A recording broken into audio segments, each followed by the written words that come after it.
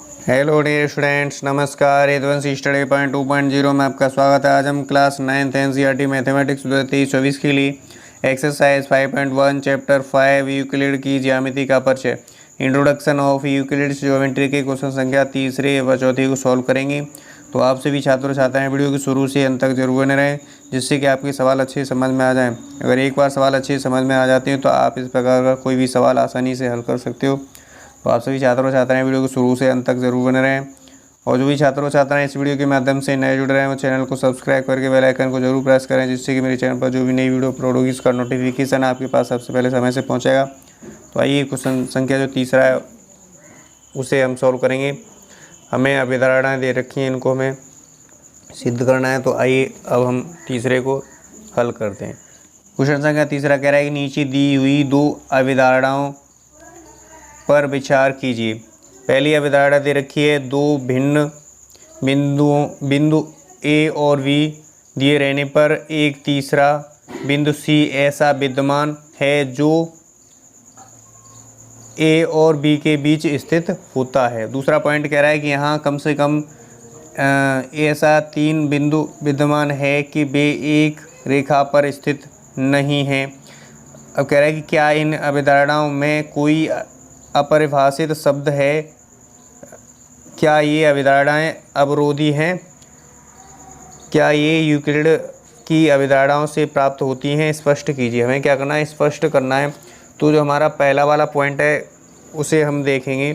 पहले वाले पॉइंट में तो कह रहा था कि दो भिन्न बिंदु ए और बी दिए रहने पर एक तीसरा बिंदु सी ऐसा विद्यमान है जो ए और बी के बीच स्थित होता है। ठीक है, तो यहाँ के लिए क्या करेंगे, जो है पहले पॉइंट के लिए हम लिखेंगे, पहले वाले पॉइंट के लिए लिखेंगे।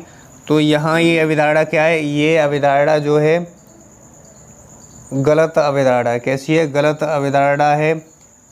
इसमें क्या है, कई शब्द विद्यमान हैं, क्योंकि हमें ये नहीं लिखना चाहिए, ये जो अभिधारणा है गलत लिख रही है।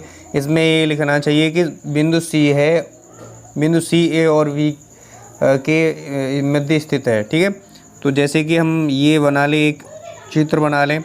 तो यहाँ ये ए बिंदु और ये बी है और कोई अन्य बिंदु सी इसके बीच स्थित है। तो ये अवधारणा कह रहा है कि दो भिन्न बिंदु ए और बी दिए रहने पर एक तीसरा बिंदु सी ऐसा विद्यमान है जो ए और बी के बीच स्थित है। तो ये अवधारणा क्या है, ये अवधारणा जो है गलत है और कई इसमें अपरिभाषित शब्द हैं। तो लिखेंगे दी गई दोनों, ये अभिधारणा भी गलत है। ठीक है, तो दी गई दोनों अभिधारणाओं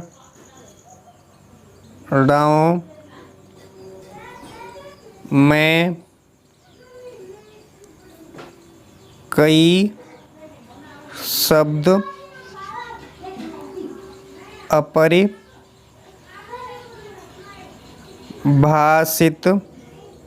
हैं। कैसे हैं कई शब्द अपरिभाषित हैं, क्योंकि यहाँ ये नहीं होना चाहिए कि दो बिंदुओं के बीच क्या है, सी बिंदु विद्यमान है जो ए और बी की स्थित है, ये नहीं होना चाहिए। यहाँ लिखा होना चाहिए, ये अभिधारणा क्या है, गलत है। ये लिखा होना चाहिए बिंदु सी है जो कि ए और बी के मध्य क्या है, स्थित होना चाहिए। या है यहाँ पे क्या है, जो है बिंदु सी है वो ए और बी के मध्य है। बिंदु जो सी है ए और बी के मध्य तो स्थित है। यहाँ कह रहा है कि दो भिन्न बिंदु ए और बी दिए रहने पर एक तीसरा बिंदु सी ऐसा विद्यमान है जो ए और बी के बीच स्थित है। ए और बी के बीच स्थित नहीं है। ये अभिधारणा क्या है, गलत है और कई जो है इसमें क्या है, अपरिभाषित शब्द हैं। तो ये समझ में आया होगा पॉइंट। यहाँ पे ये सिर्फ भाषा लिखनी है और कुछ नहीं है इसमें हल करने के लिए। और जो दूसरा वाला पॉइंट है उसे हम लिख लेते हैं।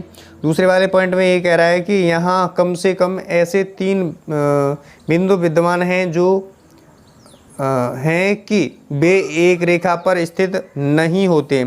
तो हाँ बिल्कुल ये अवधारणा क्या है, गलत है। तो यहाँ इसके लिए भी बना लेंगे, यही बनेगा हमारा। यहाँ पे ए है और बिंदु यहाँ पे बी है, इसमें बीच में बिंदु सी विद्यमान है। और यहाँ क्या कह रहा है, यहाँ कह रहा है कि बे एक रेखा पर स्थित नहीं है। तो एक रेखा पर स्थित नहीं है, तो ये भी अवधारणा क्या है हमारी, गलत है। तो लिखेंगे नहीं, ये अवधारणा अविरोधी है। क्या है, नहीं ये अविधारणा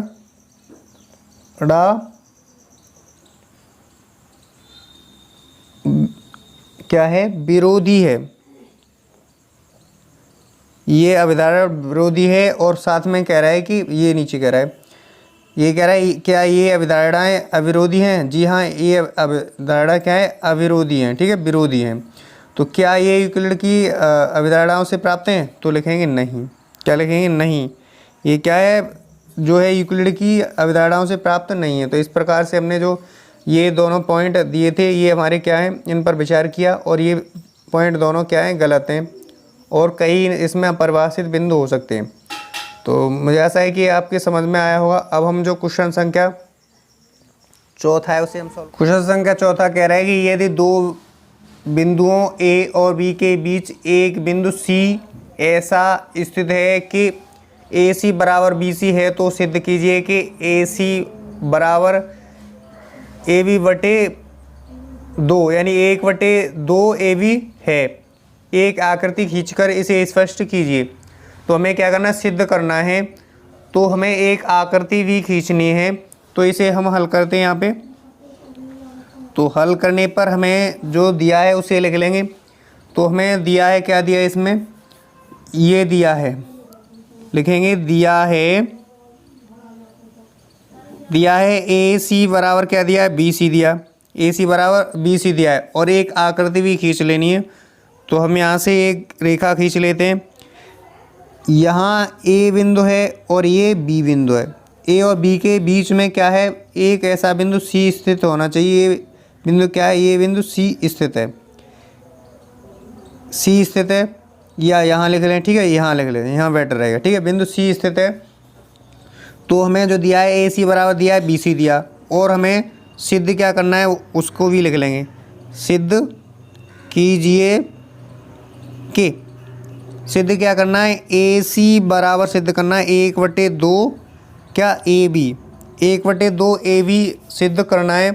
तो हमें जो दिया है उससे हमें क्या करना है, सिद्ध करना है।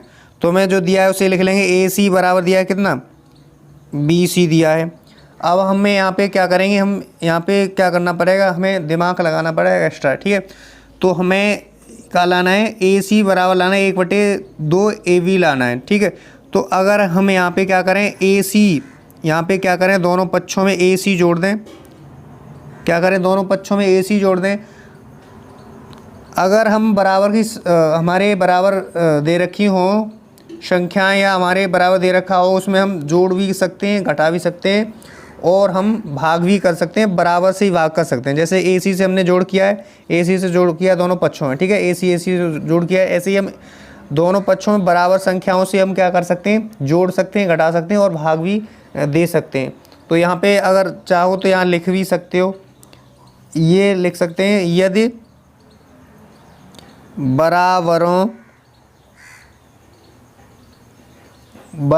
की बराबर में जोड़ा जाए तो पूर्ण भी बराबर होता है। क्या होता है, पूर्ण भी बराबर होता है। ठीक है, यानी हम क्या करें, जो बराबर के बराबर में जोड़ें तो क्या होता है, पूर्ण भी बराबर होता है। तो यहाँ पे हम जोड़ लेंगे। जोड़ने पर एक ए सी और एक ए सी हो जाएगा कितना, 2AC हो जाएगा बराबर का, 2AC हो गया। अब हम यहाँ से देखेंगे हमारे पास क्या है, BC बराबर क्या, BC प्लस AC है। यहाँ से देखें तो ये यहाँ से यहाँ तक क्या है, AC है, और यहाँ से यहाँ तक क्या है, BC है, यानी CV है।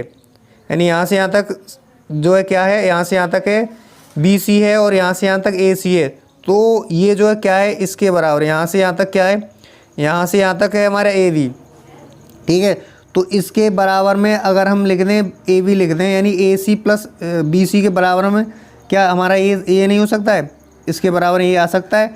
तो हम क्या करेंगे, यहाँ पे लिखेंगे कितना, AB लिखेंगे, क्या लिखेंगे AB। अब यहाँ पे लिख दें हम, यहाँ पे हमारा AC प्लस BC बराबर क्या है, AB है।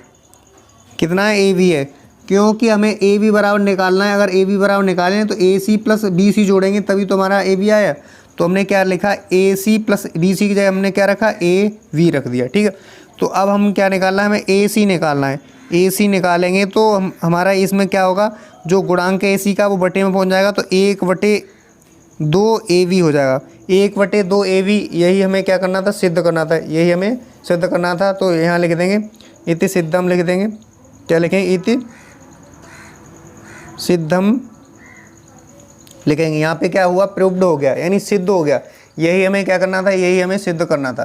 क्वेश्चन में ये कह रहा था कि यदि दो बिंदुओं A और B के बीच एक बिंदु C ऐसा स्थित है कि AC बराबर है BC, तो सिद्ध कीजिए कि AC बराबर हो 1/2 AB है।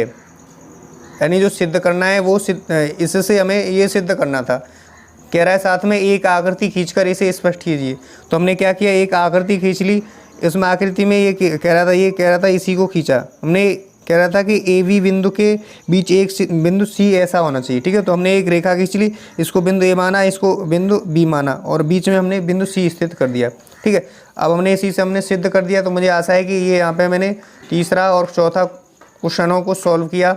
इसमें अवधारणाएं दे रखी थी, अवधारणाओं को हमने स्पष्ट किया, विचार करके स्पष्ट कर लिया था यहाँ पे।